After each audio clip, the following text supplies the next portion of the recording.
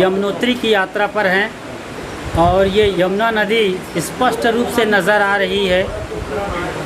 यमुनोत्री जहाँ से यमुना प्रकट होती है, जहाँ से निकलती है, उद्गम स्थल है यमुनोत्री, वो यहाँ से तकरीबन 100 किलोमीटर दूर है।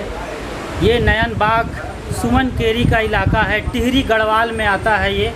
और इस खूबसूरत नज़ारे के साथ आपका स्वागत और अभिनंदन है। हम यहाँ के बारे में और बताते हैं, फिर जब यमुनोत्री जाएंगे तो उसकी यात्रा को पूरा दिखाने की कोशिश करेंगे और आपको वहाँ का पूरा नज़ारा दिखाएंगे ताकि आप ये फील कर सकें कि वाकई में यमुनोत्री भी कोई जगह है जहाँ हमें आना चाहिए। तो 4 धाम की ये जगह है, बद्रीनाथ, केदारनाथ, गंगोत्री और यमुनोत्री।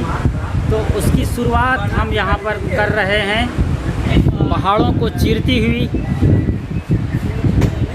और कोलाहल और शोरगुल मचाती हुई यमुना की ये धारा जा रही है राजधानी दिल्ली के रास्ते। इस तरफ जहाँ चमकदार ये दृश्य दिख रहा है चांदी की तरह। फ़िलहाल तो पानी मटमैला है जैसा कि आप देख पा रहे हैं, और करीब से आपको दिखाते हैं ये कुछ इस तरीके से। इधर यमुना का उद्गम स्थल यमुनोत्री है। कल वहाँ हम जाएंगे, यहाँ से तकरीबन 100 किलोमीटर दूर है। ऊंचे ऊंचे पहाड़ों के बीच से ये यमुना इधर कल कल छल छल करती आती है। और ये पहाड़ को आप देख रहे हैं, वहाँ भी लोग बसे हुए हैं। नयन बाग कहलाता है ये, जो कि सीढ़ीदार बाग का परिदृश्य प्रस्तुत कर रहा है। ये ही है देवभूमि। जी हाँ, इसे देवभूमि कहा जाता है उत्तराखंड का। ये देवभूमि स्वर्गीय आनंद, स्वर्ग की कल्पना लोग करते हैं और कभी कभार आप दृश्य देखते हैं वो यहीं कहीं का है। बारिश की वजह से पानी मटमैला ज़रूर है, लेकिन नज़ारा बेहद ही खूबसूरत और रोमांचित करने वाला है। अभी तो पानी कम गिरा है, बरसात की शुरुआत है। जब बारिश होगी तो पानी का ये जो सैलाब है और उफनती कूदती हुई नदी गंगा सागर की यात्रा करेगी। तो ये यमुना नदी, जिसके लिए कहा जाता है कि गोकुल में कन्हैया किसी पर क्रीड़ा करता रहा है। तो फिर प्रतीक्षा करिए, हम आपको गंगोत्री की यात्रा ज़रूर कराएंगे। हमारे साथ बने रहिए। खुशहाल ज़िंदगी चैनल पर आप बिल्कुल नए हैं इस ताज़ा पानी की तरह, तो फ़ौरन खुशहाल ज़िंदगी चैनल को सब्सक्राइब कर लीजिए, लाइक करिए, कमेंट करिए, शेयर करिए और इन चमकदार नज़ारों को अपने दिलों में बसा लीजिए। और जब आप गदगद हो जाएं तो दूसरों के पास भी इस दृश्य को भेज दीजिए।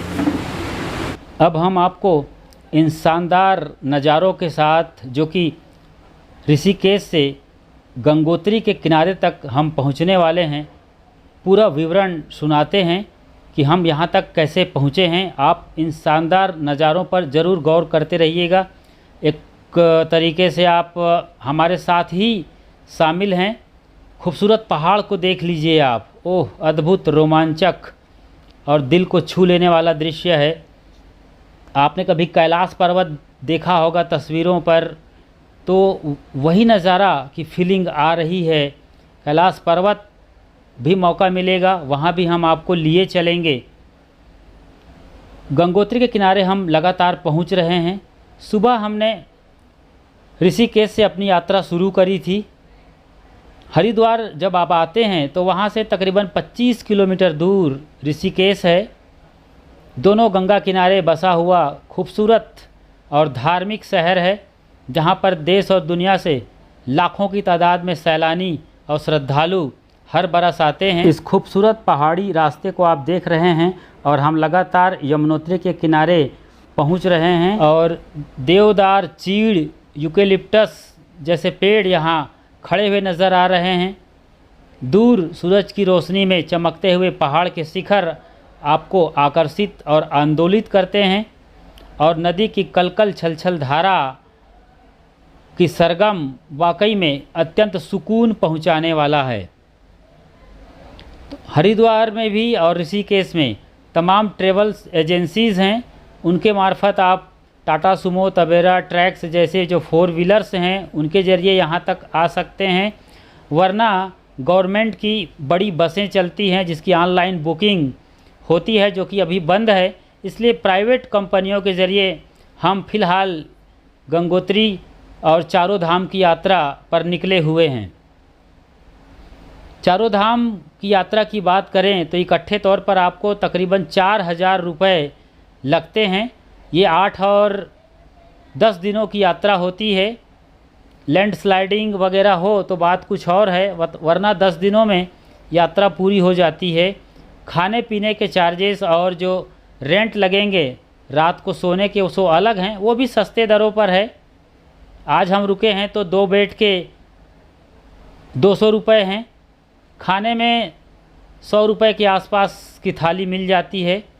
उसके अलावा आप जितना खर्चा करेंगे उसी तरीके के कमरे और भोजन आपको मुहैया होते रहेंगे। आज 6 जुलाई है 2022 की, मगर इस तरफ अभी बारिश नहीं हो रही है। हालांकि बारिश कभी भी हो सकती है। आपको रेनकोट और छतरी लेके ज़रूर आना चाहिए। देखें, टेम्परेचर की बात करें तो चूँकि बारिश नहीं हो रही इसलिए गर्मी है और रात में हल्की ठंड महसूस हो रही है, तो आप को कोई डरने और घबराने की बात नहीं है। जब आप कमरे लेते हैं तो बाकायदा रज़ाई और कंबल आपको मिल जाते हैं। चारों धाम की यात्रा अपने आप में वाकई में अद्भुत और अविस्मरणीय है। इसे देवभूमि कहा जाता है, देवताओं की भूमि। स्वर्ग के बारे में आपने कभी सुना होगा और पढ़ा होगा, तो यहाँ वाकई में स्वर्ग का अनुभव आप जीते जी कर सकते हैं। जो खूबसूरत नज़ारे हैं पहाड़ों के, नदियों के, घाटियों के, वो आपका मन मोह लेता है। और यात्रा में जो थकान आती है, चूँकि घुमावदार रास्ते हैं, बलखाती सड़कें हैं और इस तरीके के जो लैंड स्लाइडिंग की बात आती है तो उसके लिए जेसीबी तैयार रहती है और कुछ देर में सब कुछ मलबा साफ़ कर दिया जाता है और आप फिर से सुचारू रूप से अपनी यात्रा शुरू कर सकते हैं, जैसा कि आप देख पा रहे हैं। हाँ, ज़्यादा बड़ा भूस्खलन हो तो बात कुछ और है, वरना फ़िलहाल मौसम अच्छा है और ट्रैवल एजेंसियां भी मौसम और उसके पूर्वानुमान को देखकर आपको यहां तक पहुंचाने का जिम्मा उठाते हैं।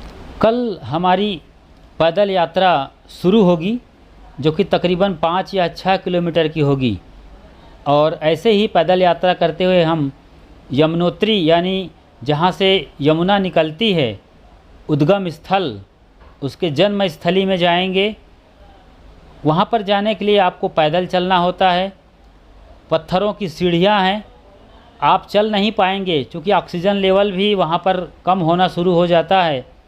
इसलिए कपूर की टिकिया लेके चलनी पड़ती है।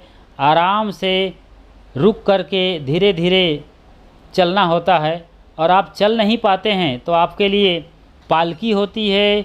इसके अलावा खच्चर भी उपलब्ध होते हैं, घोड़े जैसे, उस पर आप बैठ के उसकी सवारी कर सकते हैं। और पिट्ठू, आपको पीठ पर लाद लिया जाएगा एक बड़े टोकरी में और उस तरीके से आप चलेंगे।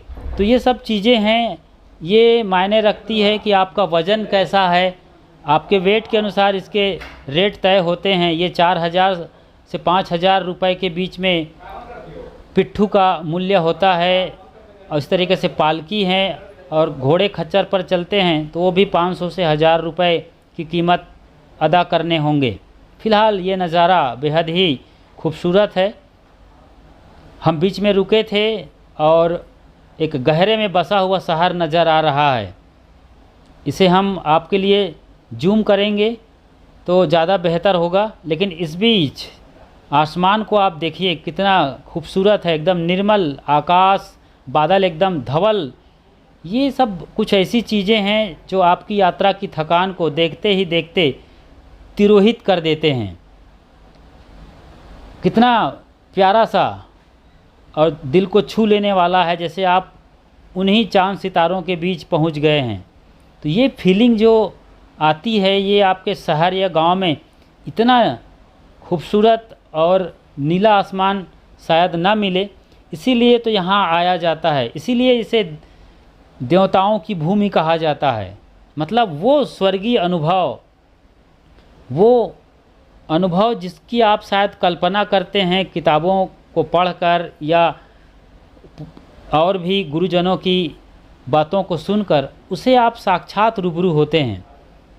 अब हम इसे आपके लिए थोड़ा सा जूम करते हैं।